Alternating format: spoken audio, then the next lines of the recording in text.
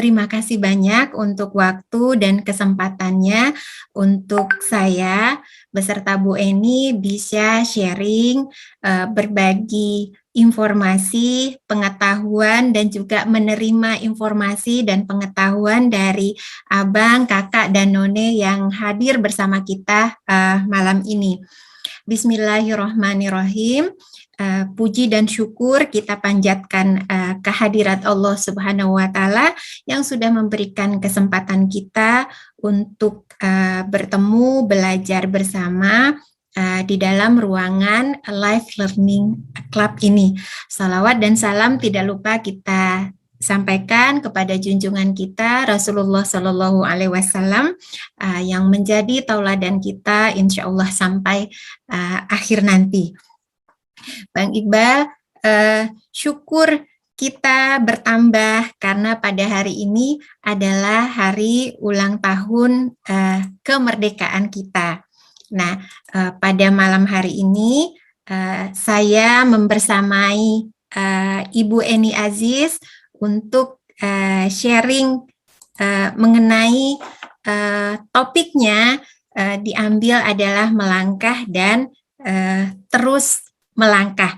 Nah, seperti apa nanti kita akan ikuti bersama-sama. Bahan yang sudah disiapkan oleh Kak Eni Aziz, Kak Eni ya lupa, yang sudah disiapkan oleh Kak Eni dan kemudian kita susun ke dalam apa yang kita tampilkan pada hari ini. Namun demikian, Kak Eni ingin mengajak kita mensyukuri dan bersemangat di hari ulang tahun kemerdekaan kita kali ini dengan secara bersama-sama kita menyanyikan Hari Merdeka 17 Agustus ya.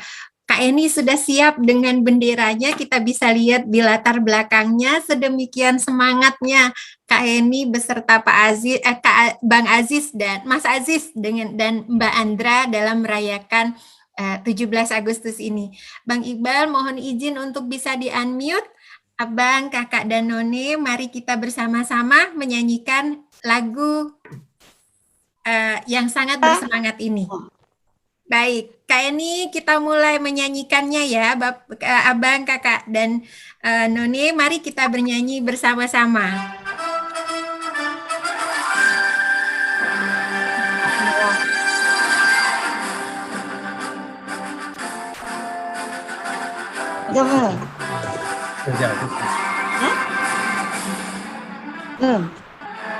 Bang Iqbal boleh tolong di-unmute ya. Ya, sudah. Di-mute ya. Belasan tahun 45 itulah Hari Merdeka. Ayo Bu nyanyi Bu. lahirnya bangsa Indonesia merdeka. Sekali merdeka tetap merdeka. Rakyat mati di kandung badan. Kita tetap setia mempertahankan Indonesia. Kita tetap setia bela negara kita. Wow, semangat. Terima kasih, semangat semua ini. Tepuk merdeka. semangat.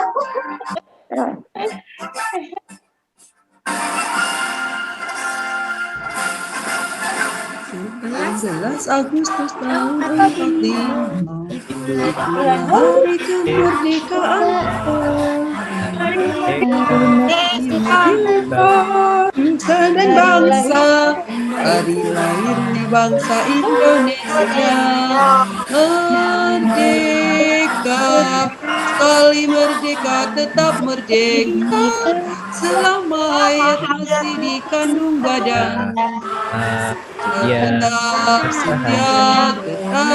sedia mempertahankan Indonesia, kita tetap setia membela negara kita. Ya, baik. Abang, kakak, None, selamat Hari Kemerdekaan RI yang ke-76. Dirgahayu Indonesia tercinta. Semoga semangat kita untuk berbuat yang terbaik bagi diri sendiri, bagi keluarga, dan bagi Indonesia tetap menyala. Amin. Amin. Ya Rabbal Alamin. Bang Iqbal, Abang, kakak, dan None sekalian, izinkan saya untuk menyampaikan sedikit profil dari Ibu Insinyur Eni Sulistiani Sumarno, atau kalau secara singkat biasanya kita panggil Ibu Eni Aziz. Nah, Ibu Eni Aziz adalah seorang trainer. Beliau memegang beberapa sertifikasi atau certified internasional untuk NLP, dari NLP National Federation of NLP, kemudian juga International NLP Master Practitioner dan International NLP Practitioner, kemudian juga hipnoterapi instruktur dari International Board of Hypnotherapy. Beliau juga EFT trainer dari AP AAMED Certified. Beliau juga menguasai quantum touch, Shinjutsu, kemudian grafologi practitioner, dan beberapa training manajemen dan sertifikasi lainnya. Nah, beliau mewadahi kegiatan yang beliau lakukan, didukung oleh Pak Aziz Nugroho dan kemudian oleh Mbak Andra juga, di dalam apa yang beliau sebut dengan NLP for Young Generation dan The Power in You, berbasiskan NLP dan EFT. Nah, beliau aktif memberikan training bagi korporasi, namun fokus utama beliau adalah pada dunia pendidikan. Jadi, memberikan training dan motivasi pada pelajar, mahasiswa, kemudian juga guru-guru dan dosen. Dan yang tidak terlupakan adalah semangat beliau untuk berbagi ilmu dan pengetahuan EFT, NLP, dan ilmu manajemen lainnya pada komunitas-komunitas. Karena beliau yakin bahwa komunitas yang kuat adalah fondasi bagi masyarakat yang lebih baik. Demikian secara singkat profil dari Ibu Eni Aziz. Bapak dan Ibu lagi ya, kakak, abang, dan None, izinkan saya memulai sesi kita ini dengan sebuah cerita mengenai petani dan kuda kesayangannya. Jadi pada suatu waktu hiduplah seorang petani miskin yang memiliki seekor kuda yang kuat dan gagah. Nah, beliau sangat menyayangi kuda ini seperti layaknya anak kesayangannya. Nah, abang, kakak, dan None, saya ada sesuatu yang terlupakan. Sebelum kita masuk ke dalam materi kita, saya ingin mempersilahkan Ibu Eni untuk menyampaikan salam bagi abang, None, dan kakak-kakak semua, serta mungkin menyampaikan beberapa hal yang ingin disampaikan, selain nanti kakak Eni mungkin juga bisa berdialog, menjawab pertanyaan atau berdiskusi dengan abang, kakak, dan None sekalian. Ibu Eni, Pak Aziz, dipersilahkan. Oh ya, Ibu Bapak yang baik. Assalamualaikum. Maaf ya, saya munculnya mendadak-dadak begini dan heboh, nyari bendera, nyari ini. Saya doakan Ibu Bapak yang baik, teman-temanku semua sukses. Umar bin Khattab berkata kepada para sahabat, sahabatku, yang cita-citalah, berangan-anganlah. Artinya, kita harus punya keinginan. Kita mau jadi apa? Dan kita minta sama Allah, ya Allah, bila itu baik untuk saya, berikan. Bila itu kurang baik untuk saya, gantikan dengan yang lebih baik. Ini yang saya alami, yang nanti akan saya ceritakan dengan apa yang saya alami dengan kondisi fisik saya. Ini yang saya selalu ingat.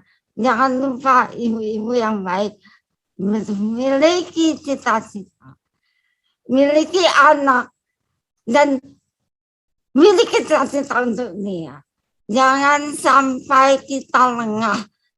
Karena Allah bagaimana prasangka hambanya kepadanya. Mohon sama Allah. Kalau itu baik, berikan.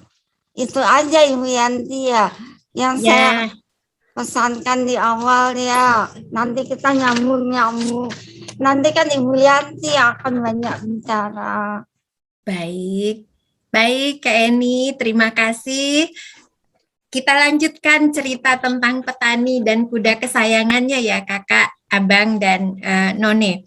Jadi satu waktu hiduplah seorang petani dan kuda kesayangannya yang kuat dan gagah. Petani miskin ini begitu menyayangi kuda ini layaknya anaknya sendiri. Nah, pada satu waktu datanglah seorang saudagar kaya ke kampung petani ini dan kemudian menawarkan untuk membeli kuda ini dengan harga yang tinggi. Tetapi si petani tidak bersedia untuk menjual kudanya meskipun dibeli dengan harga yang tinggi. Mengetahui hal ini, lalu para tetangga dan teman-temannya datang dan berkata, alangkah sayangnya kamu tidak mau menjual kuda ini. Padahal kamu punya kesempatan untuk mendapatkan uang yang banyak dan untuk merubah kehidupanmu. Si petani diam sejenak dan kemudian berkata, belum tentu apa yang baik dan kelihatan baik itu adalah yang baik. Lalu kemudian pada keesokan harinya ketika membuka kandang kuda, si petani tidak dapat menemukan kudanya. Sampai sore hari kemudian kuda itu pun masih tetap belum ketemu. Mengetahui hal itu, tetangganya datang dan kemudian berkata, alangkah sayangnya, sungguh sial, kamu tidak mendapatkan uang dan kemudian kamu juga kehilangan kudamu. Lalu si petani itu pun tetap diam dan tersenyum dan berkata, apapun yang terjadi, saya akan menjalani kehidupan ini dengan penuh syukur. Nah, kemudian dia melanjutkan segala aktivitas dan kegiatannya seperti biasa. Beberapa hari kemudian kudanya datang kembali bersama dengan 3 ekor kuda lainnya dan masuk ke dalam kandang. Mengetahui hal ini, tetangganya pun datang dan berkata, wah, alangkah bersyukurnya kamu. Tidak hanya memiliki 1 ekor kuda sekarang, tetapi 4 ekor kuda. Petani itu tetap diam dan tersenyum dan tidak berkata apa-apa. Keesokan harinya, anak si petani kemudian melatih kuda-kuda yang dia baru dapatkan. Sayangnya, pada saat latihan itu, anak petani terjatuh dan kakinya patah. Kembali, teman-teman dan tetangganya datang dan berkata, wah, sungguh sial. Kuda yang datang kepadamu ternyata membawa sial dan kaki anakmu patah. si petani itu tetap diam. Namun keesokan harinya terjadilah peperangan di wilayah tersebut. Semua pemuda yang ada di daerah itu, di wilayah itu, di kampung itu diharuskan untuk pergi berperang. Kecuali pemuda-pemuda yang sedang sakit dan benar-benar tidak bisa datang, tidak bisa pergi berperang. Para tetangga dan kawan-kawannya yang anaknya harus pergi berperang, kemudian datang dan menangis. Berkata, alangkah malangnya mereka dan alangkah beruntungnya si petani. Anaknya tidak harus ikut berperang. Lalu si petani itu terdiam sejenak dan kemudian berkata kepada teman-temannya, kawan-kawanku, janganlah terlalu cepat untuk bisa menilai dan menyimpulkan bahwa ini adalah baik dan itu adalah buruk. Sesungguhnya di dalam perjalanan hidup kita ini selalu ada yang baik, selalu ada yang buruk. Allah telah menetapkan jalan yang harus kita tempuh. Maka bersyukurlah dan bersabarlah. Anak-anakmu yang pada hari ini pergi berperang, bisa jadi meninggal di medan perang, dan dia akan dikenal sebagai pahlawan. Dan bila dia ikhlas, maka dia akan menjadi syahid. Anak-anakmu yang pulang dari berperang, juga akan tetap dihargai dan dihormati meskipun kalah atau menang. Anakku yang mungkin ada di rumah juga bisa mati kapanpun ketika Allah sudah menetapkan waktunya. Jadi, mari jalani hidup kita dengan penuh rasa syukur dan bersabar. Abang, kakak, dan none, pelajaran apakah yang bisa kita dapat dari cerita ini? Abang dan None, segala sesuatu kejadian yang kita hadapi, yang kita alami, bisa kita lihat dari sisi pandang yang berbeda. Bisa kita lihat sebagai sesuatu yang baik, atau bisa kita lihat sebagai sesuatu yang buruk. Semua tergantung kepada pilihan kita dan keyakinan kita akan garisan yang Allah tetapkan bagi kita. Saya kutip dari sebuah quote yang saya dapatkan dari Qoisah Khairun Najah. Dia berkata, teruslah bergerak, teruslah melangkah maju apapun yang terjadi di hadapanmu. Berjalanlah di atas jalan yang sudah ditetapkan oleh Rob. Abang, kakak, dan none, malam ini Ibu Kak Ani Aziz ingin sharing dengan kita mengenai hidup adalah perubahan dan ujian yang kita hadapi di dalam kehidupan. Setiap kita yang hidup pasti mengalami perubahan dan ujian. Yang harus kita sikapi, yang harus kita lakukan adalah bagaimana menyikapi perubahan atau ujian yang kita hadapi agar kita mampu mencari takdir yang terbaik. Abang, kakak, dan Nokne, takdir yang terbaik itu takdir seperti apa? Kita semua yakin, baik di dalam Islam maupun di dalam keyakinan yang lain, bahwasa Allah, bahwasa Tuhan telah memberikan apa yang ditetapkan oleh Allah, apa yang ditetapkan oleh Tuhan bagi kehidupan kita adalah ketetapan yang terbaik. Tinggal bagaimana cara kita menyikapi perubahan dan ujian tersebut. Abang, kakak, dan none, perubahan itu bisa datar, tapi juga bisa drastis. Jalan kita kadang datar, kadang menanjak, kadang turun, kadang berliku, dan kadang-kadang lurus.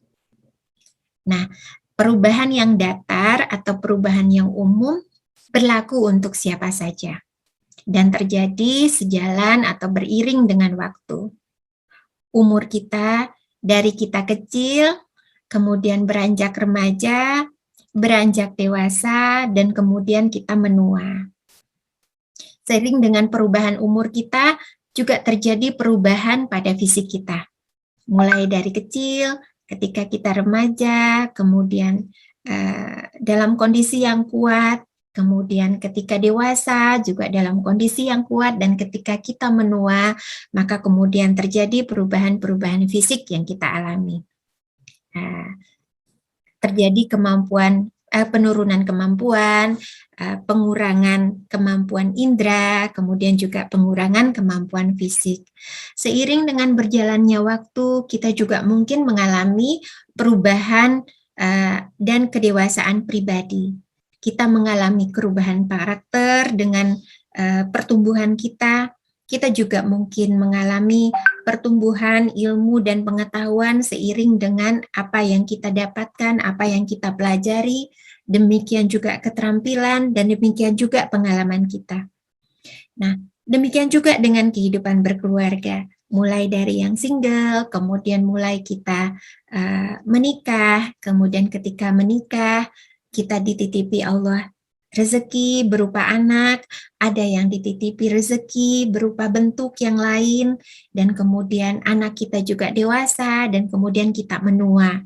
Kita memiliki cucu, kita memiliki cicit. Demikian juga di pekerjaan, mulai dari kita belajar, kemudian masuk bekerja, mengalami peningkatan karir, dan kemudian kita pensiun. Nah, perubahan ini berjalan seiringnya waktu, bisa cepat, bisa lambat, tetapi bukan drastis. Ya. Nah, perubahan yang drastis biasanya adalah perubahan yang khusus yang bisa terjadi karena satu dan lain hal. Misalnya karena penyakit, bisa karena wabah, seperti yang saat ini sedang terjadi, kemudian bisa juga karena bencana alam, bisa jadi juga karena penjajahan. Perubahan drastis biasanya menimbulkan kejutan, kadang menimbulkan shock bagi kita yang tidak siap. Kita bisa bayangkan karena misalnya bencana alam, apa yang kita miliki, apa yang sudah kita punyai, kemudian hilang dalam sekejap. Tidak hanya dalam bentuk materi, kadang-kadang kehilangan itu bisa dalam bentuk keluarga. Mungkin Abang None pernah baca karena wabah COVID-19 ada keluarga yang langsung hilang dan hanya tinggal satu anak saja. Bisa kita bayangkan emosi, bisa kita rasakan kesedihan dan kepiluan yang mereka rasakan. Nah, kemudian yang muncul pertanyaan adalah bagaimana cara kita menyikapi atau menjalani perubahan ini. Karena cara kita menyikapi, menjalani perubahan akan menentukan takdir terbaik kita. Kak Eni Aziz di sini menggarisbawahi, sebagaimana juga apa yang sering kita dengarkan dari guru-guru kita, dari para ulama kita, bahwa jalanilah kehidupan dengan doa dan usaha. Dengan doa dan usaha. Seperti yang Kak Eni bilang tadi, dengan keyakinan, dengan prasangka baik kepada Allah, dan dengan tetap terus berikhtiar untuk mencapai apa yang kita cita-citakan dan apa yang menjadi tujuan kita. Nah, ya Pak Aziz. Ini Kak Eni mau bicara, tambahkan boleh? Baik, silakan Kak boleh Eni. masuk. Iya, silakan Kak Eni. Boleh di mana masuknya Bu Yanti? Di mana aja, silakan Kak Eni. Sekarang udah boleh? Boleh, silakan. Boleh. Nanti diterusin lagi gitu ya? Iya. Nah, Ibu Bapak yang baik, ini emang waktunya kita nggak detil-detilin sama Ibu Yanti, dan acara hari ini saya nggak kepengen manggil Ibu Bapak, saya pengen panggilnya Mas sama apa nih Pak? Noni, Mas sama Mbak. Iya, Mas sama Mbak. Mas, Mbak, Abang, karena ini adalah sesi yang berbeda. Menurut saya, ini sesi yang berbeda.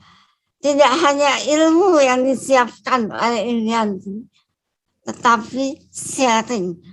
Sharing yang insya Allah bermanfaat. Nah, sebelumnya saya sampaikan juga, Saya minta pengertiannya kalau suaranya terdengar agak kelu.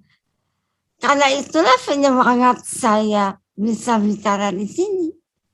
Dengan adanya masalah di komunikasi saya, Allah masih izinkan saya tampil. Lalu, apakah saya harus mengeluh? Apa yang harus saya keluhkan? Tidak ada. Yang ada hanya harus saya syukuri. Bagaimana kita menyikapi perubahan akan menentukan takdir terbaik kita. Allah yang menentukan. Nah, saya ingin dengan mengucap basmalah lagi, saya ingin kita tahu tujuan hidup kita. Ibu Bapak yang baik. Tujuan hidup kita apa sih? Apa Pak? Tujuan hidup kita Pak? Bahagia dunia akhirat. Setuju Bu Yanti? Iya. Setuju Pak? Iqbal, Pak. Iya Mas Pak Iqbal, Iqbal, Mas maaf. Iqbal. Setuju ya Pak ya. Nah, saat anak sekolah di SD, mulai dari SD Ibu Bapak yang baik, saya bertanya, oh ya, Bapak dan Abang yang baik, saya bertanya kepada anak saya saat dia mulai di SD. Mbak, saya tanya, kalau sudah besar, Mbak mau jadi apa? Saat di SD dan SMP, saya tanya, Mbak mau jadi apa kalau sudah besar? Apa cita-cita Mbak? Dia melihat ke saya. Dan dia mencoba menjawab. Lalu saya pancing. Jawab, mau jadi apa? Mau punya warung, mau punya toko, mau jadi jutawan, mau jadi dokter? Jawab. Lalu dia bilang, Mbak mau jadi dokter, Mbak. Dan saya terdiam. Dokter. Itu kelas berapa ya Pak? SMP kelas 2. Kelas 2. SMP. SMP. Kenapa Mbak ingin jadi dokter? Dia diam sebentar. Dan dia menjawab, karena Mbak ingin bisa nolong orang, Mbak. Mbak ingin bisa mengobati orang sakit supaya sakitnya berkurang. Oh, she know what she want. That's the important thing. Dia tahu apa yang dia mau. Kalau pada saat saya tanya, dia tidak bisa menjawab, saya mungkin nangis. Atau saya ganti, kenapa Mbak mau jadi dokter? Harus tahu loh. Kenapa Mbak mau ke Alfamart?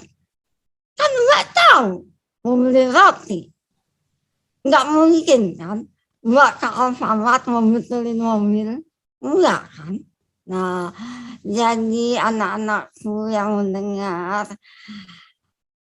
ponakan-ponakan, adik kakak, we have to know what we want. Itu penting. Tahulah kita mau kemana.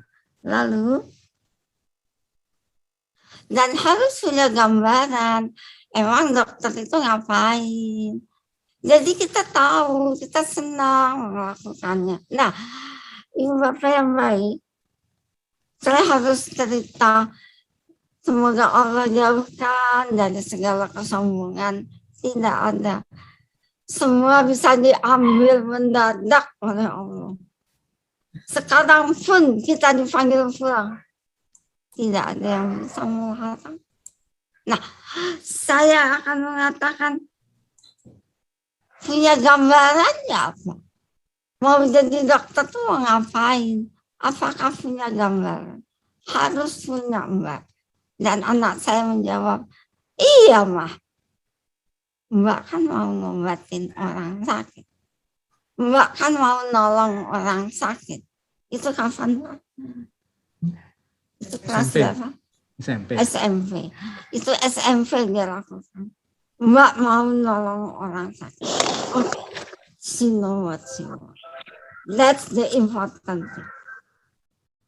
Kita harus tahu kita mau kemana dan untuk apa.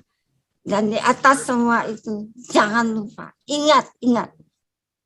La haula wala quwata illa billah. Itu. Kenapa saya sekarang masih bicara? Padahal lidah saya sudah melintir ini, lagi melintir. Because I know what I want.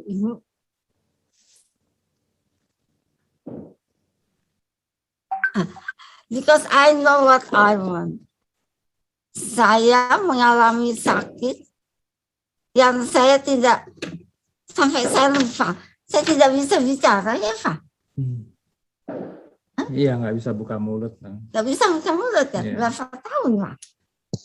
Ada Iya. 2 tahun, apa Nggak. setahun? Tahun kemarin ya? Enggak, udah lama, 2013 mah. Oh itu 2013, tapi yang kemarin ini kan ada yang terjadi jatuh ini ya. Terganggu ya, pernah jatuh terus terganggu, Ah, ada tergangguan. Pernah jatuh dan terganggu juga, dan itu mengganggu, jujur Ibu, mengganggu komunikasi saya. Sehingga saya tidak bisa mengajar dengan rutin lagi sementara. Apakah saya tidak mau sharing rutin? Ya jelas mau. Kenapa tidak saya lakukan? Saya mau yang menerima info dari saya nyaman, Ibu, jelas. Kalau saya masuk, nanti huruf R-nya nggak kedengeran. Jadi saya usahakan semaksimal mungkin. Bagaimana saya bisa melakukan itu? Atas bantuan teman. Kita tidak bisa sendiri. Atas bantuan Mbak Yanti, saya bisa berkomunikasi dengan huruf R yang kejepit, no problem. Yang penting Ibu Bapak ngerti saya bicara. Itu. Makasih ya Bu Yanti. Lalu apa Pak? Sebentar gitu. Itu Apa tadi yang Mama tulis? udah nanti disambung. Hah? Nanti sambung lagi. Udah. Nah, kayaknya itu Pak. Jadi yang saya ulangin sebelum saya serahkan pada Ibu Yanti dan kita dengarkan, kita harus tahu tujuan hidup kita. Bahagia dunia akhirat. Ya. Kita harus tahu saat anak saya sekolah, kita tanya, Mbak, mau jadi apa? Kenapa nih Pak? Kalau sudah besar nanti, cita-cita Mbak apa? Misalnya, mau jadi pengusaha. Pengusaha apa? Kenapa mau jadi pengusaha? Pengen punya uang lah. Ya itu haknya dia. Nggak masalah. Ya kan? Yang penting halal. Dia tahu caranya. Lalu, ingin jadi dokter mah. Tahu nggak dokter ngapain? Tahu apa coba? Nah, kita perlu tahu Bapak yang baik. Lalu kita punya gambaran sehingga anak kita pun mengerti dia mau kemana dan harus mempertanggungjawabkan apa kepada Allah. Itu yang utama. Nah, apalagi Pak? Udah cukup. Ya. Nah, Ibu Yanti, Bapak Ibu yang baik, wajahnya Ibu Bapak mana sih? Pengen lihat. Ada ininya nanti emang nggak ada masalah nanti emang. Sekali aja. Enggak, itu diatur dari sana, nggak diatur. Oh, nggak bisa ya? Kita bisa dilihat di screen. Oh, nggak bisa ya? Ya, emak-emak yang ini kan cerewet. Ya udah. Ya, Kak Eni, saya coba stop share screen biar Kak Eni bisa melihat wajah Abang, Kakak dan Noni sekalian ya. Bisa kelihatan? Bisa. Ada. Halo. Ya. Halo sebagian teman-teman. Nah, kalau setelah ini sesi ini akan saya serahkan ke Ibu Yanti untuk diteruskan dan kita akan dapat banyak manfaat dari situ. Nanti terakhir kita nyanyi lagi 17 ya. Sip. Nah, saya serahkan Ibu Yanti Silahkan dengan sesinya. Baik, baik. Abang, None, Kakak, Kak Eni, terima kasih banyak sharingnya yang sangat powerful. Satu, tadi yang kita ingat, milikilah tujuan, karena dengan tujuan itulah kita tetap bisa bergerak, kita tetap bisa melangkah, dan kita bisa tetap stay strong menuju tujuan yang kita cita-citakan. Baik, izinkan dilanjutkan ya Kak Eni, masih berhubungan dengan bagaimana sikap kita terhadap perubahan dan bagaimana sikap kita terhadap tujuan. Tadi sebagian sudah disampaikan oleh Kak Eni bagaimana ujian yang beliau hadapi dan kemudian bagaimana beliau bersikap terhadap ujian yang dialami tersebut. Baik, secara garis besar ada tiga sikap manusia terhadap perubahan. Yang pertama adalah orang yang menolak untuk menerima perubahan atau orang yang menolak untuk untuk menerima ujian yang dia terima. Mereka berprasangka negatif terhadap perubahan yang terjadi, menyalahkan apa yang ada di luar diri mereka, dan itu menyebabkan terganggunya zona nyaman mereka. Bahkan na'udzubillah ada yang sampai menyalahkan Tuhan terhadap perubahan atau ujian yang mereka terima. Kemudian ada juga yang menunggu, ada juga yang apatis di dalam menghadapi ujian atau menerima perubahan. Nah, bisa jadi mereka belum memiliki kepastian dan tidak memahami perubahan yang sedang terjadi. Di satu sisi barangkali mereka bisa menerima atau setuju, tetapi di sisi lain mereka mengkhawatirkan pengaruh atau efek atau impak dari perubahan tersebut terhadap diri mereka. Dan yang terakhir adalah mereka yang bisa menerima ujian yang diberikan, menerima perubahan yang terjadi. Biasanya ini dimiliki oleh pribadi-pribadi yang terbuka, suka tantangan, dan memahami eksistensi atau memahami arti kehadiran dia atau arti ketika dia diciptakan oleh Allah. Dan meskipun mereka belum tahu apa hikmah atau apa akhir dari ujian atau perubahan yang mereka alami, apa dampak baik atau dampak buruk yang akan terjadi pada dirinya. Sama seperti mereka yang menolak atau menunggu perubahan, menunggu terhadap perubahan atau ujian. Orang yang bisa menerima perubahan atau ujian pada awalnya juga mungkin mengalami zona ketidaknyamanan. Mungkin merasa sedih, mungkin merasa kecewa, mungkin merasa putus asa, tetapi biasanya mereka cepat kembali menyadari apa sebenarnya arti perubahan, apa arti ujian yang mereka terima. Sehingga zona tidak nyaman, sehingga emosi yang negatif, perasaan yang sedih atau marah, atau tidak bisa menerima, kemudian bisa mereka terima. Nah, Abang, Kakak, dan None, malam ini sebagaimana disampaikan oleh Kak Eni tadi, kita mungkin akan sharing, saling berbagi pengalaman hidup, bagaimana kita menghadapi perubahan atau ujian khusus yang terjadi pada diri kita.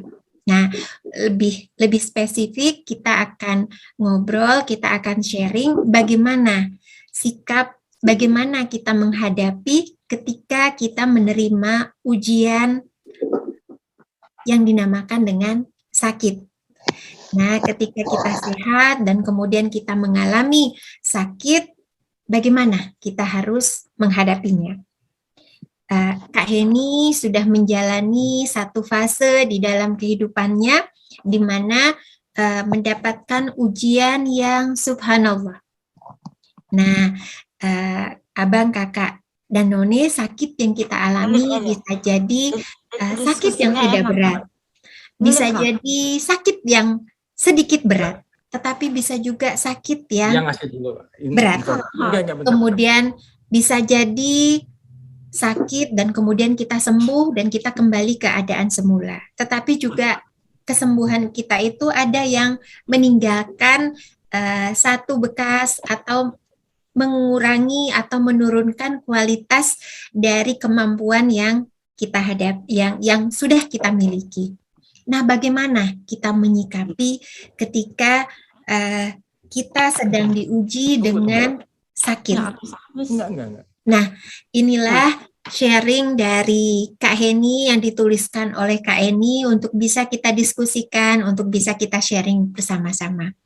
Yang pertama, seperti yang Kak Eni bilang tadi, jangan pernah lupa pada kasih sayang Allah. Jangan pernah mempertanyakan ketentuan yang Allah berikan kepada kita. Serahkan kepada Allah sambil untuk tetap terus berikhtiar. Banyak bentuk ikhtiar yang bisa kita lakukan. Salah satunya dengan tetap terus berobat ke dokter jika kita memerlukannya. Nah, yang kedua, seiring dengan ilmu atau keterampilan yang kita pelajari, Kak Eni menerapkan terapi emosional freedom technique. Jadi, satu terapi yang menggabungkan pendekatan timur dengan pendekatan barat, dan kemudian dengan menyerahkan diri kita sepenuhnya kepada Allah. Ikhlas menerima ketentuan Allah kepada kita sambil tetap berikhtiar. Abang, none, kakak yang belum mengenal EFT mungkin bisa mencari di beberapa video yang ada di Life Learning Club mengenai apa itu terapi emotional freedom technique.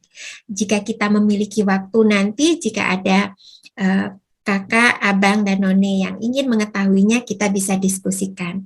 Nah, bagi yang sudah mengetahui, mungkin sudah tahu bagaimana kita cara melakukannya. Kak Heni selalu menggunakan terapi ini pada saat-saat merasa ketidaknyamanan atau ketika merasa perasaan yang tidak nyaman. Nah, abang, none, kakak, adik, pada saat kita masih mampu untuk melakukan terapi dengan menggunakan jari-jari kita bisa menggunakan teknik terapi EFT yang biasa. Tetapi ada banyak teknik di dalam EFT pada saat kita sangat merasa sakit dan kita tidak bisa. Potong nggak enak mah lagi ngomong. Enggak ya, Yannya. Boleh Ya. masuk. Boleh, silakan Kak Eni. Oke. Enggak usah. Nggak apa-apa, silakan Kak Eni. Boleh ya, Yannya. Iya, silakan. Tadi ya Ibu Yanti, memang kami diskusinya rencananya nyelip aja, Bu. Iya. Iya. Mbak, Mas, apa ya? Yang utama tetap Ibu Yanti. Nah, di sini ada di tulisan tidak pernah lupa pada Allah, harus berusaha ke dokter, harus. Nah, terapi EFT, NLP membayangkan mengajar di depan kelas, menghadapi wisuda anak. Nah, NLP itu kan mengajari kita untuk we have to know what I want. We have to know what we want. Kita harus punya gambaran. Nah, gambaran yang ada di kepala kami Waktu sakit ya. waktu sakit adalah sehat atas izin Allah atau meninggal, ya bisa, terserah Allah.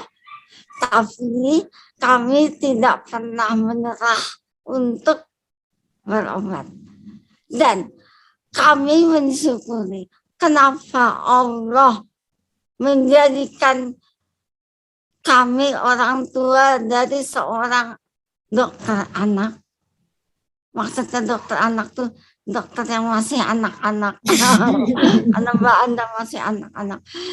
Ibu, Bapak yang baik, tolong jauhkan dari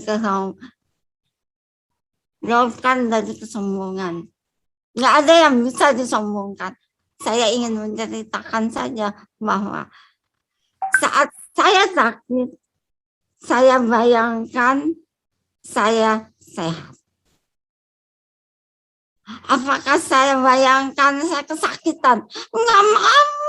Saya bayangkannya saya sehat atas izin Allah. Pernahkah saya bayangkan saya meninggal? Ya iya tuh, Allah kan lebih tahu. Nah, lalu saya bayangkan saya menghadiri wisuda anak. Menghadiri wisuda anak. Saya bayangkan saya datang dengan apa namanya, Mbak Yanti? Toga. Iya, dengan sorban di kepala. Saya datang dan hadir di wisuda anak saya. Itu yang saya bayangkan saat saya sakit. Saya bayangkan saya mengajar di depan kelas. Dan satu lagi yang saya bayangkan adalah saya menikahkan anak saya. Itu salah satu cita-cita yang saya mohon. Yang saya mohon pada Allah, saya bayangkan anak saya di wisuda, dan saya bayangkan anak saya menikah. Ya Allah, kalau itu baik untuk kami, dengan kondisi apapun yang saya alami, tolong berikan kepada kami. Karena Allah lebih tahu yang mana yang baik. Kita nggak usah sok tahu. Kita ikuti saja. Ada lagi, Pak? Nah, Bunda Yanti, silahkan dilanjutkan. Iya, baik. Terima kasih Kak Eni, Abang, Kakak, dan None. Itulah sharing dari Kak Eni, apa yang beliau lakukan pada saat menghadapi ujian sakit dalam waktu yang cukup panjang, dan dengan dukungan dari Bang Mas Aziz Nugroho dan kemudian juga Mbak Andra putri beliau tetap ikhlas, tetap sabar, dan tetap bersemangat untuk sembuh. Nah, realnya itulah yang dijalani dan dihadapi oleh Kak Heni. Nah, kalau kita melihat kepada pengetahuan dan keterampilan atau ilmu yang kita pelajari, yang Kak Heni pelajari dan dalami, dan juga Kak Heni selama ini sharing, ajarkan kepada orang lain, maka salah satunya atau salah duanya adalah dengan bantuan terapi EFT, sebagaimana tadi yang sudah kita sampaikan sedikit, dan kemudian juga dengan NLP.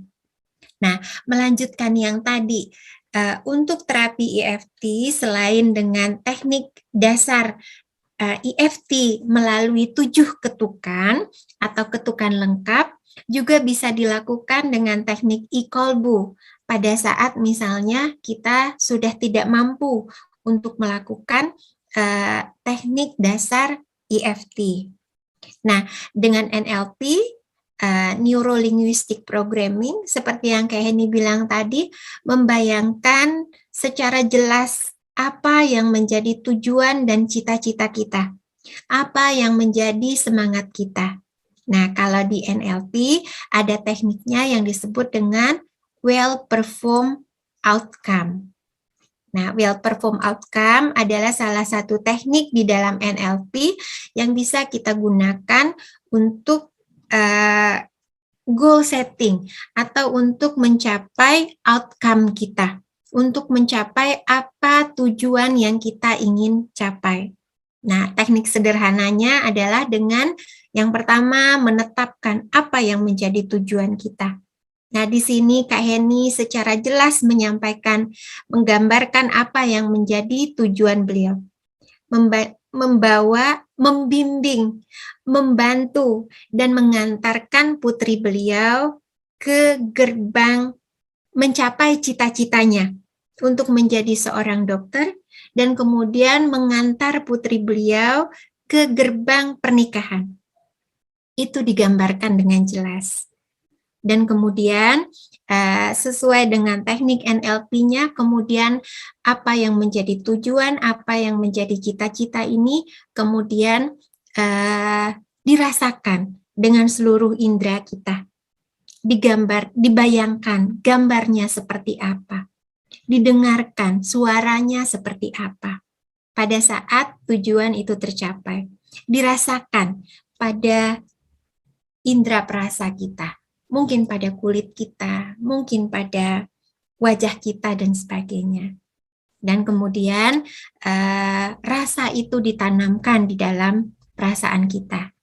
Nah, dan kemudian kita cari cara, kita cari sumber daya bagaimana untuk mencapai tujuan ini. Nah, pada saat sakit ini seperti yang Kak Heni bilang, bagaimana beliau untuk tidak membayangkan rasa sakitnya, tetapi lebih membayangkan sehatnya. Bagaimana beliau berikhtiar. Nah, kurang lebih demikian. Jadi, selain berupaya kepada dokter, memohon pertolongan kepada Allah, juga dengan berikhtiar melalui ilmu-ilmu yang mereka miliki, ilmu-ilmu yang didapatkan. Kurang lebih demikian ya Kak Eni? Ya. Nah, kemudian kita bicara mengenai ketika kita sehat, kemudian sakit, dan kemudian kita sembuh. Abang, kakak, dan none, ketika kita sembuh dari satu ujian sakit, bisa jadi kita kembali kepada keadaan sedia kala. Tetapi ada juga kalanya kesembuhan kita meninggalkan atau menyebabkan penurunan kualitas pada indera kita, pada tubuh kita. Nah, dalam hal Kak Heni terjadi beberapa perubahan dalam kegiatan fisik, baik pendengaran, penglihatan, bicara, juga kemampuan di dalam memproses asupan makanan. Sehingga aktivitas harus disesuaikan dengan kemampuan. Namun yang tidak pernah lupa dan yang tidak berubah adalah sikap beliau, sikap keluarga dalam mendukung dan menghadapi perubahan yang terjadi pasca kesembuhan ini. Abang, kakak, dan noni, Kak Heni bersama dengan keluarga tetap terus belajar dan berusaha istiqomah dalam menjalani pasca kesembuhan dan mengalami fase-fase ujian seperti yang disampaikan tadi. Tetap memiliki semangat untuk berbagi dan tumbuh. Pasca kesembuhannya, Kak Heni masih tetap terus berbagi, masih tetap memberikan pelatihan-pelatihan, masih sharing dengan banyak komunitas, seperti sedia kala, seperti saat beliau masih sehat, masih segar bugar. Dan itu tidak berubah. Termasuk pada malam ini. Apa yang disampaikan sebagian besar adalah pemikiran dan semangat yang ingin disampaikan oleh Kak Heni mungkin bagi kita yang saat sekarang dalam keadaan sehat atau kakak abang none yang mungkin juga sedang mengalami ujian atau perubahan-perubahan yang terjadi di dalam fase kehidupan kita. Kak Heni sampai sekarang masih berusaha untuk terus mengajar, belajar, karena selain sebagai bentuk berbagi, ternyata aktivitas ini juga memberikan rangsangan pada semangat pada diri. Demikian ya Kak Heni. Ya, kami menemukan ini adalah Kak Heni. Ya, Kak Heni. Boleh diselipin sedikit ini? Boleh, silakan Kak Heni. Ya udah, Ma. Oke, Ma. Hah? Iya dah, Ma. Udah. Oh ya, saya selipkan sedikit bahwa kita sama-sama sadar kita tidak memuji diri kita sendiri, jauh dari itu. Belum pantas kita dipuji, tapi Allah tidak akan merubah nasib suatu kaum sebelum mereka berusaha, mereka berubah nasib mereka sendiri. Ini ada di Al-Quran surat Ar-Ra'd ayat 9. Ya. Lalu saya kutip dari Bapak Renal Kasali. Saya kutip dari Pak Renal Kasali bahwa pribadi sukses selalu menemukan pintu di balik setiap dinding masalah. Di balik setiap dinding ada pintu. Kata Valen Al-Kasali, mereka yang pesimis selalu menemukan dinding di balik setiap pintu. Dan sebaliknya, kita yang optimis selalu menemukan pintu di balik setiap dinding masalah. Itu lalu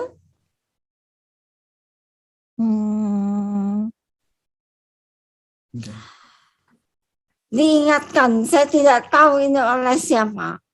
Bukan sejauh mana kita mampu bermimpi, tetapi sejauh mana kita berusaha mewujudkannya. Jadi tidak hanya sekedar mimpi, tetapi sejauh mana kita mewujudkan mimpi indah. Mimpi itu satu lagi, selalu dalam setiap tindakan apapun, selalu kita awali dengan basmalah dan kita akhiri dengan alhamdulillah. Itu adalah harga mati, nggak boleh ditawar. Bismillah, alhamdulillah.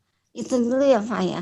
Ya silakan Ibu Yanti. Ya, baik Kak Heni, kita teruskan. Jadi apa yang kita bisa ambil hikmahnya dari bagaimana cara Kak Heni dengan dukungan keluarga di dalam menghadapi ujian di dalam fase kehidupannya, sebagaimana yang kutipan dari Nabi Muhammad SAW, bahwa tidak ada dua hal yang disatukan menjadi lebih baik dari ilmu pengetahuan dan kesabaran.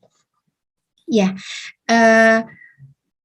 Abang, Kakak, dan Nona, Kak Heni selain aktif mengajar di berbagai komunitas, kemudian juga lembaga pendidikan dan korporat, beliau juga rajin menuliskan dan yang sudah dalam bentuk buku dengan judul Mendidik Tidak Mendadak dengan NLP Base dan EFT. Dan untuk tulisan-tulisan yang belum dibukukan, beliau menulis salah satu buku. Kalau saya sudah menyebutkannya sebagai buku karena sudah berbentuk buku yang beliau jilid sendiri, judulnya Kusambut Hadirmu Ramadan.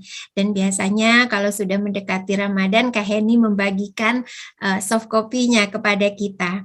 Dan karena dulu beliau juga pernah memiliki usaha kecil, wedding organizer, beliau juga pernah menuliskan A to Z mengenai persiapan memasuki gerbang pernikahan. Kurang lebih demikian judulnya.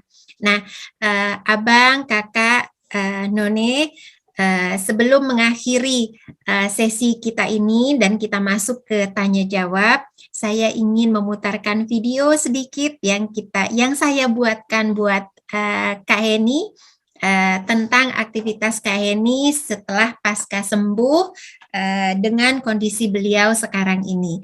Jadi inilah Kak Heni yang kalau teman-teman ada di dalam WA group dalam WA group EFT atau ICEP yang selalu menyapa kita setiap pagi dan malam, mengingatkan kita untuk tidak lupa bersyukur pada rahmat Allah dan tidur dalam keadaan yang baik, dan biasanya juga menyapa kita setiap pagi.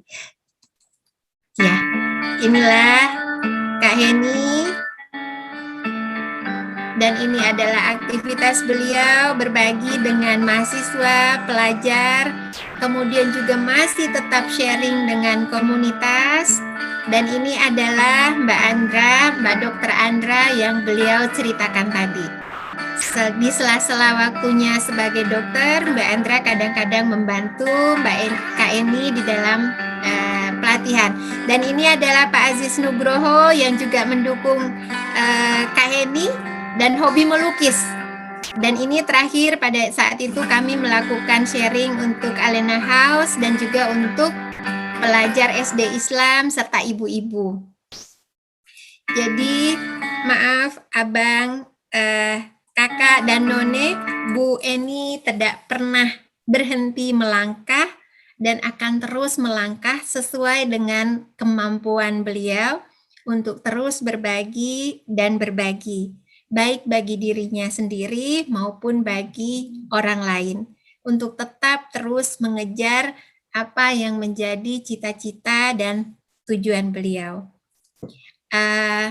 Bang Iqbal, kurang lebih demikian sharing kita, dan mungkin kita bisa masuk ke tanya jawab. Ya, baik. Terima kasih Kak Yanti dan Kak Eni untuk sharingnya. Selanjutnya untuk Abang, Mbak None, Mas, Kakak yang ingin bertanya, silahkan bisa raise hand atau bisa diketik lewat chat Zoom.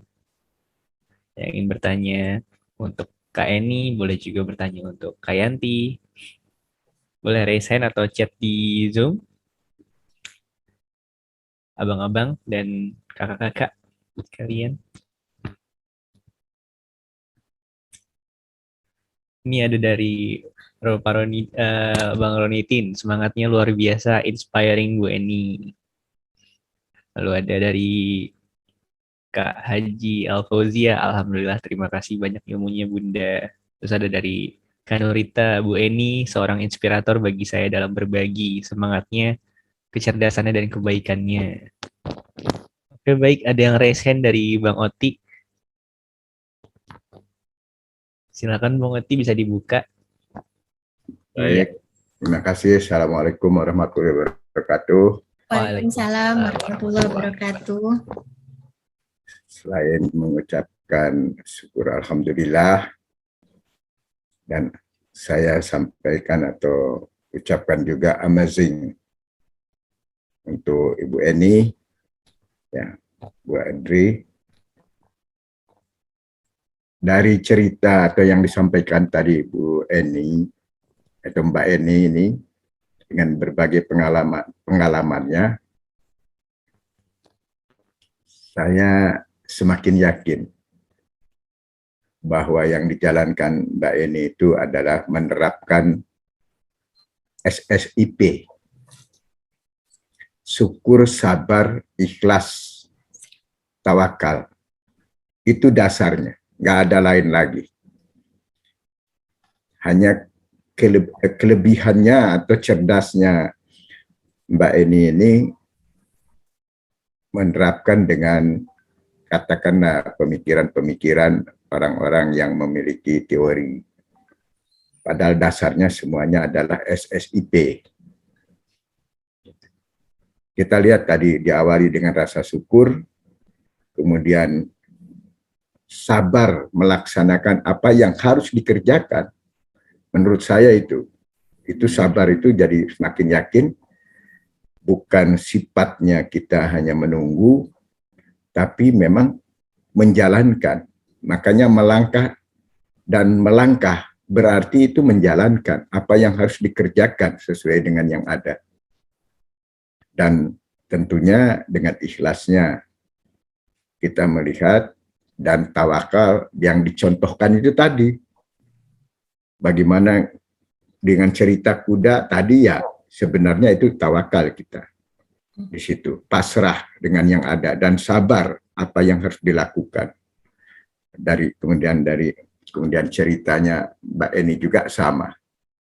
Jadi semakin yakin bagi saya bahwa EFT kalau didasari dengan SSIP itulah yang akan mendorong kesembuhan, keyakinan kita untuk sinergi, ya, ada keselarasan itu di situ. Itu barangkali sharing tambahannya. Yeah. Dan tadi walaupun disebutkan sama Mbak Adri, Mbak Yanti, bahwa dengan dukungan keluarga, tapi sesungguhnya Mbak Yanti, ya, kalau kita Kalau kita lihat itu adalah inilah sosok Pak Ajis Nugroho sebenarnya, yang juga saya yakin itu beliau menerapkan SSIP-nya bagi Mbak Eni. Gitu. Karena yang penentunya bukan hanya dukungan ya, konstruktif sekali gitu, konstruksif gitu. Kalau tidak didukung oleh Pak Ajis Nugroho sebagai suami barangkali gitu ya, kalau keluarga yang itu yang tidak terlihat tadi, Mbak Yanti, ya tidak terceritakan bagaimana. Disitulah untuk mendukung, sehingga ada konsep, ada pemikiran. Kalau dari saya, barangkali nanti bagi Bapak dan Ibu yang lebih mendalami tentang psikologis atau dokter, bahwa orang sakit kalau ditunggui oleh istri atau suami atau anaknya terutama, itu kesembuhannya itu 50% udah di tangan. Pasti itu.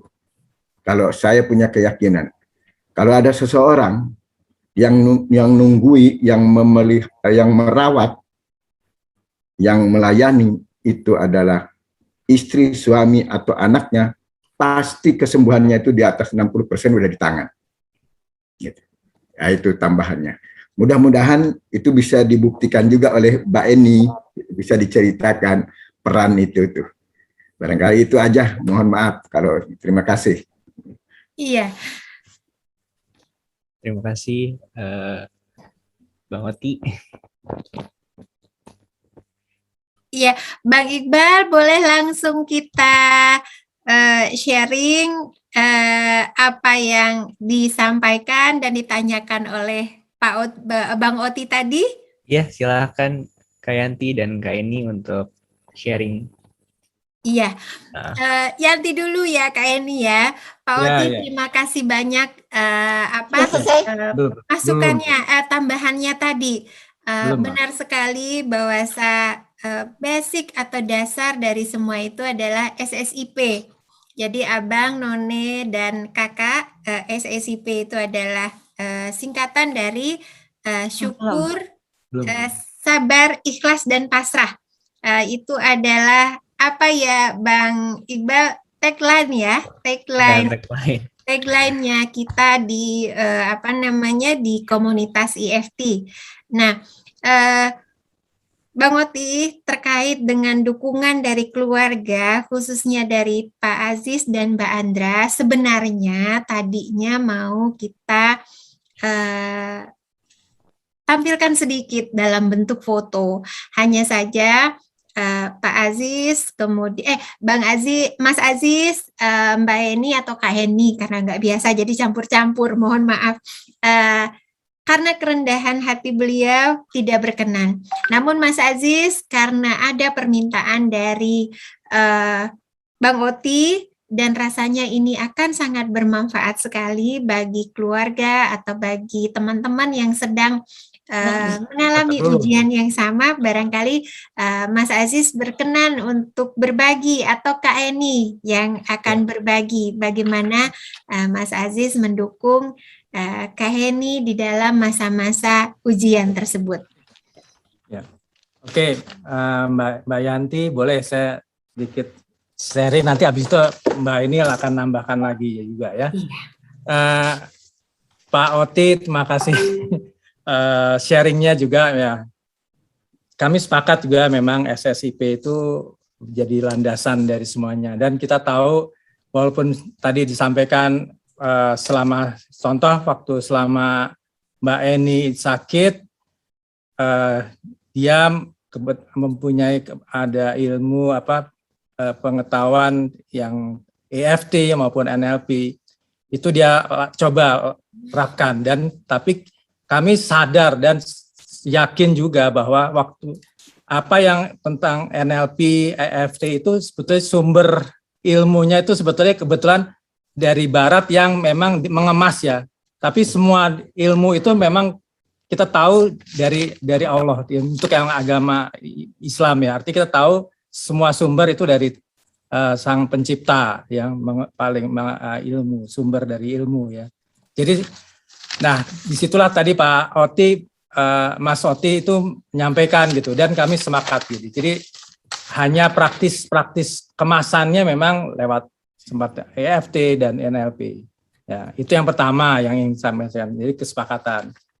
Sepakat, setuju dengan yang Pak Oti sampaikan. Yang kedua ingin saya sedikit sharing tentang dukungan. Ya ini tentunya pengalaman yang kami lakukan. Jadi sedikit tentang waktu Mbak Eni sakit itu tahun 2012 dan 2013 itu mulai Kemarin.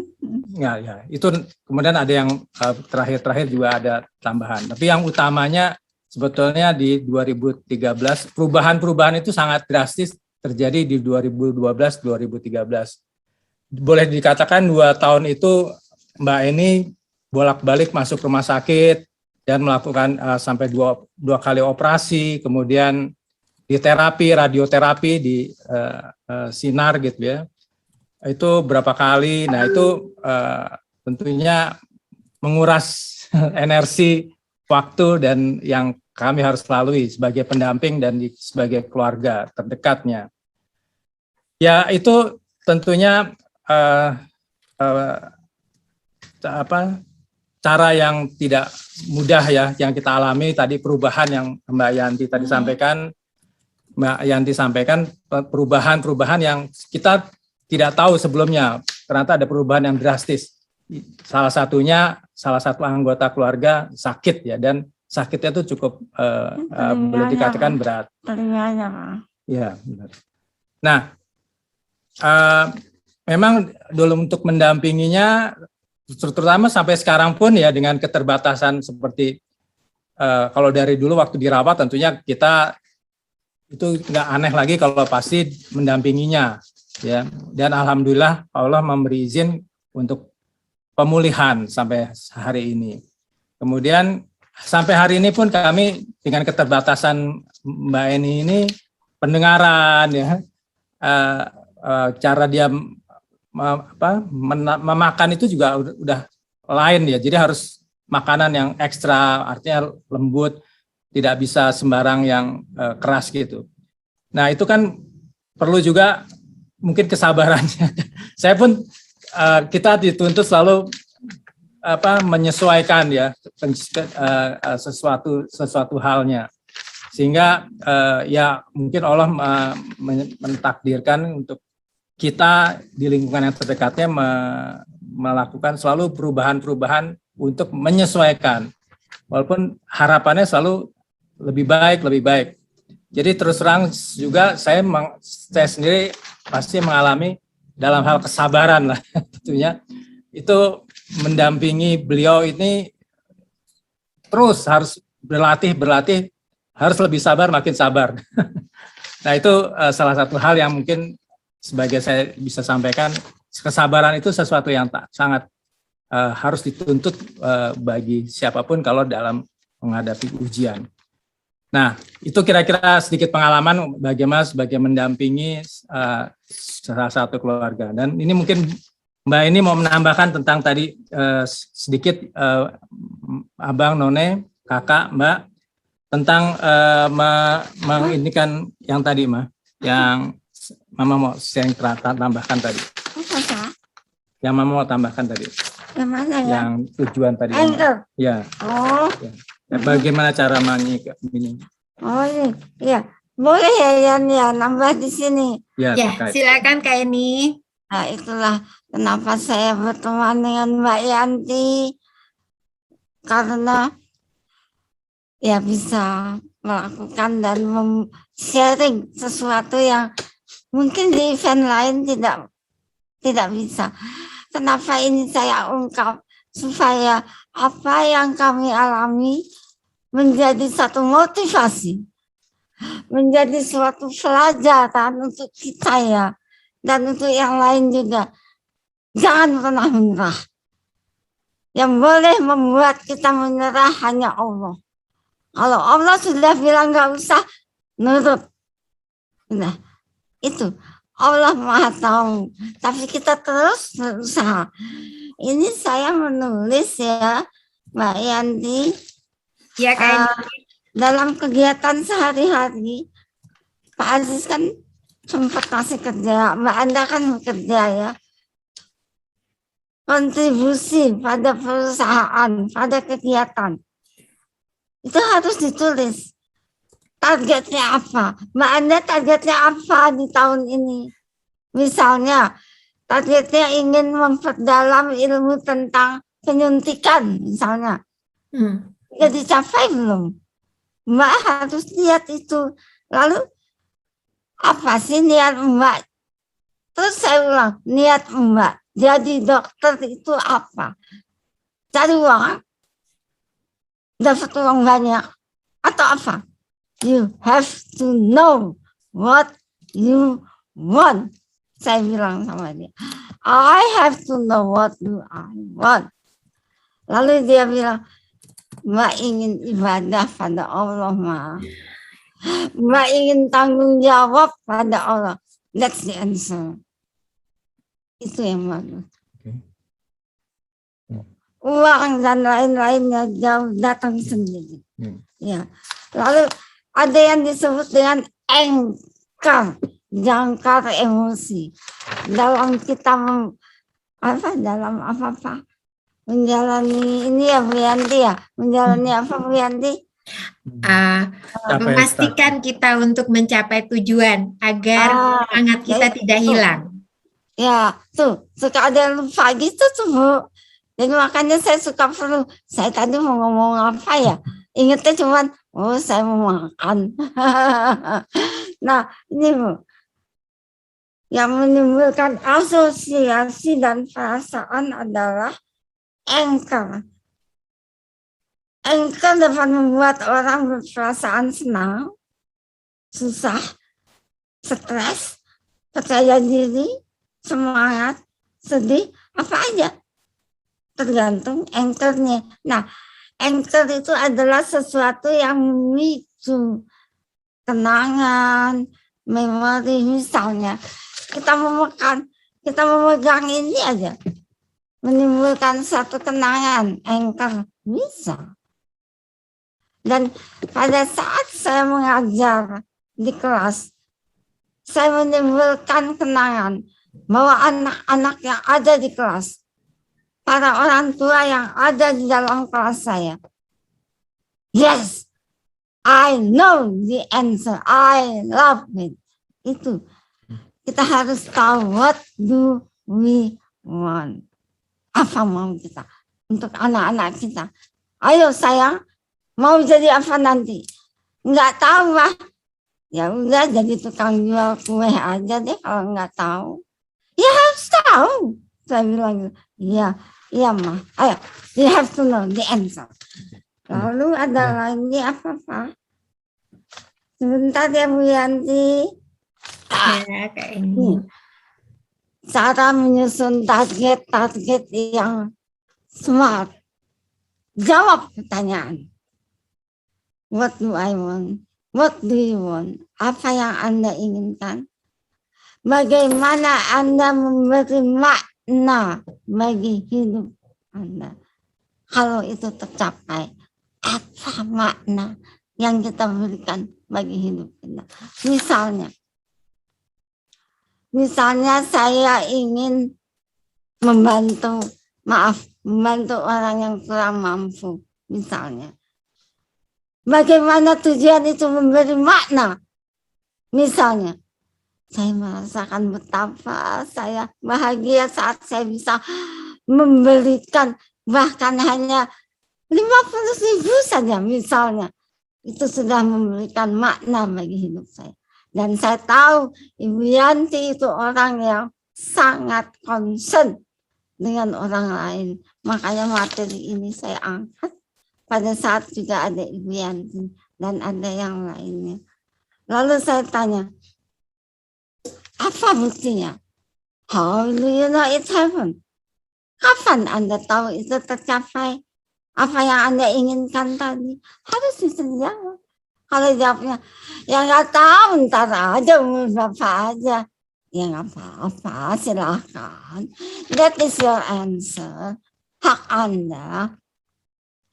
Lalu, apa yang Anda lihat, Anda dengar dan rasakan saat itu tercapai? Bahagiakan Anda terkait dengan energi tadi apa? Apa? Tadi? Tuh. Kelas yang mana? Lupa juga kan? Bukan, Mama, yang mana? Yang Maksudnya 3 itu. Ya Terkait udah. dengan Ikhlas, maksudnya yang Dengan apa? sabar, ikhlas, ikhlas, sabar, syukur, jujur dan syukur dan tawakal. Pasrah. itu selalu terkait sabar, ikhlas, Syukur. syukur dan Syukur, sabar, ikhlas, pasrah. Pasrah. nah Atau itu. kalau Pak Oti tawakal. Ya. Dan kita lihat diri kita sekarang, kita potret, kita ada di mana, apa yang harus kita tambahkan, yang Allah berikan kesempatan apakah kita harus ya udahlah gimana kayak baik ya terserah, boleh aja. Dan kita cek sumber daya apa yang ada di cek sumber daya apa nih nggak kebaca, cek sumber daya Yang ada di yang ada di dalam kita diri atau di luar. atau di luar, dan take action. Take action. Jangan didiamkan. Kalau didiamkan ya hilang. Terserah, boleh. Ya, lakukannya kapan? Now. Tahun depan boleh, tapi lakukan sebaiknya secepatnya. Gitu ya Pak ya. Udah Yayan ya. Apalagi dari saya itu dulu. Tapi terakhir kita nyanyi ya. Baik, Kak Eni, terima kasih untuk respon pertanyaannya dari Pak Oti tadi. Kak Eni, Bang Iqbal, ada saran dari Ibu Nita ya di chatting. Kolom chat ini. Iya. Kak Eni, Pak Bang Aziz, Ibu Nita menyarankan agar buku yang sudah Kak Eni tulis, Mendidik Tidak Mendadak, itu didaftarkan di perpustakaan apa Bang Iqbal, di Perpusnas. Perpusnas, Perpustakaan Nasional. Nah, jika belum didaftarkan, nanti mungkin bisa didaftarkan. Nanti mungkin kita bisa tanya sama Ibu Nita bagaimana cara proses untuk mendaftarkannya. Iya, Demikian, betul. silahkan Bang Iqbal. Iya. Lalu ada pertanyaan lagi nih, Kak Yanti, Kak Eni dari Bunda Aufa dan Bia. Iya. Pertanyaannya, Kak Eni, apa yang bisa menjaga energi tetap besar untuk melakukan terapi EFT? Kemarin-kemarin sempat sakit kepala yang cukup berat. Waktu EFT kok sepertinya energinya tidak keluar. Apa ada kaitannya dengan iman yang kurang baik ya? Mungkin seperti itu pertanyaan dari Bunda Aufa and Bia. Iya. Mungkin Kak Eni mungkin ingin jawab terlebih dahulu. Bagaimana cara menjaga energi kita agar tetap besar dengan EFT?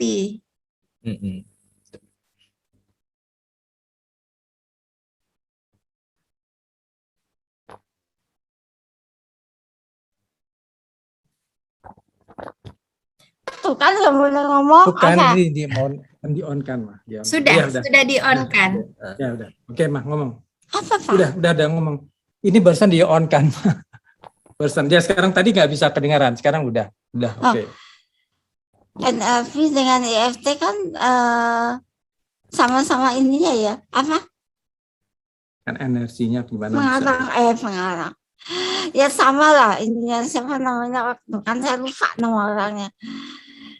Bisa Pak. Jadi energi, bagaimana mempertahankan energi sehingga melakukan EFT itu mempertahankan energinya tetap besar, itu pertanyaan memang. Mempertahankan energinya. Energi. Oh energi, maaf. Supaya Bu. dengan EFT-nya diri kok tetap semangat terus gitu bisa. Iya. Saya bertanya, what do I want? What do I want? What do you want? Saya mau apa? Saya mau hidup saya bermakna. Saya mau saat saya meninggal, saya meninggalkan kebaikan yang bisa dipakai oleh orang lain. Itu yang saya mau. Jadi, we have to know, Ibu dan Bapak, what do we want? Tujuan kita apa? Kita mau kemana? Cari jawaban itu dulu. Kalau enggak, kita nggak tahu ngapain. Ya wes lang, kewek. Ya nggak bisa gitu. Kembali kepada kita. Dan kembali ke agama kita. Islam. Semua sudah diatur. Allah bagaimana prasangka hambanya kepadanya. Semua sudah diatur. Ya, itu ya. Apalagi? Ya, menambahkan ya Mbak Aufa, Mbak Bunda Aufa, Mbak Aufa berarti, Mbak Bunda Aufa, karena tulisannya Bunda Aufa ya. Mbak Bunda Aufa terkait dengan bagaimana mempertahankan energi kita dengan EFT. Jadi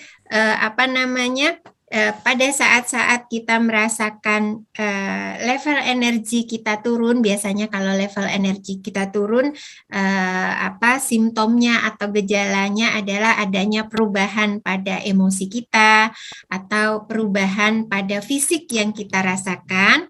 Maka kemudian pada saat itulah segera lakukan tapping atau lakukan EFT.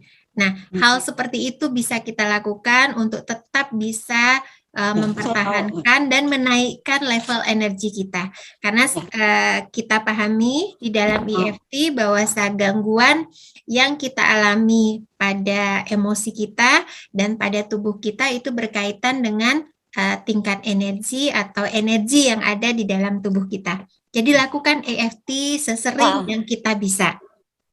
Nah, kalau Yanti, ya itu Yanti bilang itu. Iya. Nah, betul. Iya. Nah, dan biasanya Bu Yanti, kita suka nambah saya terutama kalau malam ya, sebelum tidur kan udah ngantuk tuh, udah sholat udah ngantuk, saya suka tapping. Iya. Soalnya kalau saya tappingnya siang, lain deh rasanya, enakan malam. Saya termasuk rajin tapping, dan saya lakukannya malam, meskipun udah ngantuk. Itu ya. Iya, baik Kak Eni, terima kasih dari pengalaman Bu Eni, Kak Eni di dalam mengaplikasikan EFT dalam membantu kesehatan dan kebugaran setiap harinya. Nah, kemudian pertanyaan Bunda Aufa tadi, apakah energinya tidak keluar atau energinya mungkin yang lebih tepatnya mungkin bukan energinya tidak keluar, tetapi energinya tidak dirasakan naik atau sakit kepalanya mungkin tidak hilang atau tidak berkurang, mungkin demikian maksudnya. Apakah ini ada berkaitan dengan keimanan? Nah, Mbak Bunda Aufa, mungkin tepatnya bukan keimanan, tetapi kepada kepasrahan kita, kepada keikhlasan kita, kepada penerimaan kita terhadap apa yang sedang kita alami pada saat kita melakukan proses tappingnya. Karena kita tahu bahwa salah satu faktor yang sangat berpengaruh di dalam kita melakukan tapping EFT adalah kepasrahan kita, penerimaan diri kita terhadap masalah yang kita alami. Nah, jadi mungkin kurang lebih demikian Bunda Aufa, karena kalau berkaitan dengan keimanan, kita tidak bisa mengukur sebenarnya keimanan kita, karena hanya Allah lah yang maha tahu seberapa besar keimanan kita atau seberapa besar keimanan Mbak Bunda Aufa. Demikian Mbak Bunda Aufa. Silakan Bang Iqbal, barangkali kalau masih ada pertanyaan yang lain. Iya, baik. Terima kasih Kak Yanti dan Kak Eni atas jawabannya. Mengingat waktu nih sudah jam 9.24, mungkin kita jawab satu pertanyaan lagi ya. Iya. Sebelum kita tutup, ini ada pertanyaan dari Abang Agus Tri Prasetyo. Iya. Bagaimana bersikap tepat saat apa yang kita inginkan atau yang ingin kita capai tidak terwujud? Seperti itu pertanyaannya. Mungkin bisa dijawab oleh Kak Yanti dan Kak Eni, silahkan. Iya, Kak Eni ingin menjawab pertanyaan dari Mas Agus tadi. Apa sikap kita yang paling tepat jika harapan atau cita-cita kita belum tercapai, Kak Eni? Nangkep. Nangkep nggak? Apa? Ada pertanyaan, gimana kalau harapan kita baru setengah yang tercapai, belum barunya sebagian, terus bagaimana Tian? Bagaimana sikap terbaik kita bila harapan atau cita-cita kita belum tercapai, belum terwujud? Ya, Ibu, kembali ke kita. Kita mau menyikapinya bagaimana? Bagaimana kita memandang cita-cita itu? Apakah cita-cita itu ternyata terlalu besar, terlalu berat, atau cita-cita itu terlalu mudah? Sehingga begitu kita bisa, selesai. Nggak menarik. Atau cita-cita itu membutuhkan satu semangat dan usaha. Nah, itu tergantung kita. Kembali ke kita masing-masing. Ya, karena kita tahu kita bisa dan mau, kita cocok dengan cita-cita yang sebesar apa. Kita yang nentuin, Bapak. Jangan ditentukan oleh orang lain. Misalnya, anakku, kamu harus jadi dokter. Lah, siapa bilang? Gitu. Itu kan cita-cita dia. Itu Yanti. Iya, baik. Terima kasih Kak Eni. Mas Agus, sedikit tambahan dari saya. Yang pertama, yang pasti adalah think positif. Think positif terhadap situasi kita yang belum mencapai cita-cita, belum tercapai. Yang kedua, yakin bahwa Allah atau Tuhan kita punya rencana terbaik terhadap diri kita. Bisa jadi ada hikmah di balik belum tercapainya cita-cita kita. Nah, yang ketiga, seperti yang Kak Eni bilang tadi, judul presentasi kita atau sharing kita hari ini, melangkah dan terus melangkah. Nah, barangkali Mas Agus atau teman-teman semua ingat kisah tukang batu yang sedang menggali di goa. Ada 2 tukang batu yang sedang sama-sama menggali, kalau tidak salah sedang mencari berlian atau apa. Ketika menggali dan menggali terus dan kemudian ternyata berliannya belum tercapai, penggali yang satu kemudian berhenti dan pulang. Penggali yang satu lagi tidak berhenti, terus menggali. Ternyata berlian itu hanya ada beberapa sentimeter dari tanah galian yang belum sempat digali. Ya. Jadi teruslah melangkah dan melangkah karena kita tidak pernah tahu pada langkah keberapa cita-cita atau tujuan kita akan tercapai. Kurang lebih begitu, Mas Agus. Ada sedikit, Bu. Ya, silakan Kak Eni. Tadi lupa. Ya. Perkara sakit tadi ya. Saya lupa sampaikan bahwa saya itu mengalami sakit dan gegar otak itu 2 kali. Jadi pada saat malam hari jam 2 saya jatuh kena kepala dan saya muntah darah di situ dan pingsan. Bukan muntah darah, muntah aja.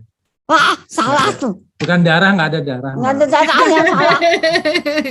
Apa sih? Jadi saya muntah dan pingsan.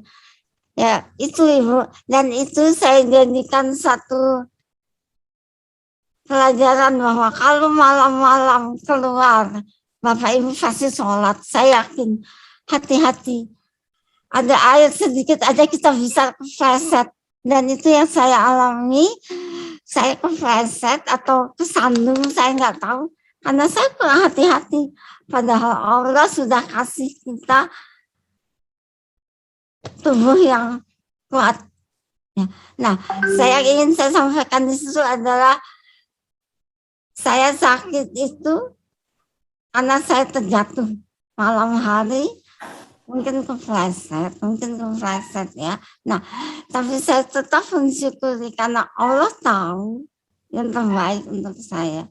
Jalani itu ya Pak ya. Apalagi udah Bu Yanti ya. Sudah Kak Eni. Udah. Baik, Bang Iqbal, saya kembalikan waktu karena sudah 9.30 ya. Iya, baik. Terima kasih Kak Eni dan Kak Yanti atas jawabannya. Baik, karena waktu sudah jam 9.30, mungkin sebelum kita tutup, bisa saya persilahkan dulu nih Kak Eni dan Kak Yanti untuk memberikan closing statement dari pembahasan pada malam hari ini. Silahkan Kak Yanti dan Kak Eni. Iya. Kak Eni, ada yang ingin disampaikan? Kata penutup? Ya. Ya, Bang Iqbal, karena waktu yang sudah larut, perkenankan saya mengizinkan mewakili Saya Kak Eni. senang yang ayat itu. Ya, silakan. Sebentar ya, saya senang surat yang mana Pak? Mama Yanti dulu aja deh. Yanti dulu deh. Boleh. Baik. Ya, jadi Abang, Kakak, dan None mengakhiri sesi kita hari ini. Apapun yang terjadi dalam fase kehidupan kita, teruslah melangkah. Jangan pernah berhenti hanya karena satu episode yang tak sesuai harapan dalam hidup kita. Teruslah melangkah karena kisah kita belum berakhir sampai di sini. Demikian dari saya, Kak Heni. Jika ada, silahkan. Mana ya tadi ya? Sebentar ya. Pak, surat yang saya suka. Mana? Kan banyak. Ada banyak. Jadi yang aja deh, Mas. Closing statement, Mas. Penutup aja, pernyataan penutup aja, Mas. Biar nanti nggak kelamaan, Mas. Udah, Mas. Penutup aja ya. La in syakatum la azidanakum. Bersyukurlah ya. Wala in kafatum inna azabi lasyadid. Bersyukurlah maka aku akan menambah nikmatku. Bersyukurlah, kalau kamu nggak bersyukur, azabku akan pedih, siksaannya. Jadi kita pokoknya intinya bersyukur ya, karena Allah pasti berikan yang terbaik untuk kita. Nggak mungkin Allah akan menyakiti kita, kitanya aja yang nggak ngerti. Allah itu maha segala, maha baik, nggak perlu kita khawatir.